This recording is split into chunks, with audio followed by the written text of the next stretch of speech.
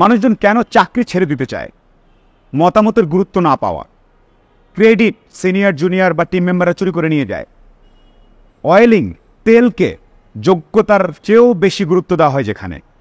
যিনি চুপচাপ শান্তভাবে কাজ করে যাচ্ছেন, লয়াল, প্রমোশন ইনক্রিমেন্টের সময় তাকে খেয়াল না রেখে 1% 0.5%, আর যে চলে যাচ্ছি তাকে 15%, এরকম যদি একটা পরিবেশ থাকে, যদি সিনিয়র সুপারভাইজার অল নোয়িং, আমি সব জানি, ডিউরিং আওয়ার টাইম কিছু বলতে গেলেই তিনি বলেন আমি সব জানি, এই জায়গায় কাজ করে আরাম নেই। আজকাল অনেক বিলিয়নিয়ার সফল মানুষরাও জুনিয়র ইন্টার্নদেরকে ডেকে বলে তুমি বলো, রিভার্স মেন্টরশিপ, এই জিনিসটা যদি না থাকে, যেখানে আননেসেসারি সহজ কাজকে কঠিন প্রসেস করে ফেলা হয়, যে না আমি একটা সিনিয়র, এই কাজটাকে বড়সড় না দেখালে, অনেক লম্বা না দেখালে তো কেমনে হবে, এই ধরনের মেন্টালিটি থাকলে পার্সোনাল অ্যাটাক করা হয়, যেখানে কারো ব্যক্তিগত চয়েস, রুচি, মিউজিক চয়েস থেকে শুরু করে লাইফস্টাইল নিয়ে যেখানে খুবই অ্যাটাক করা হয়, সেই জায়গায় কাজ করে আরাম নেই।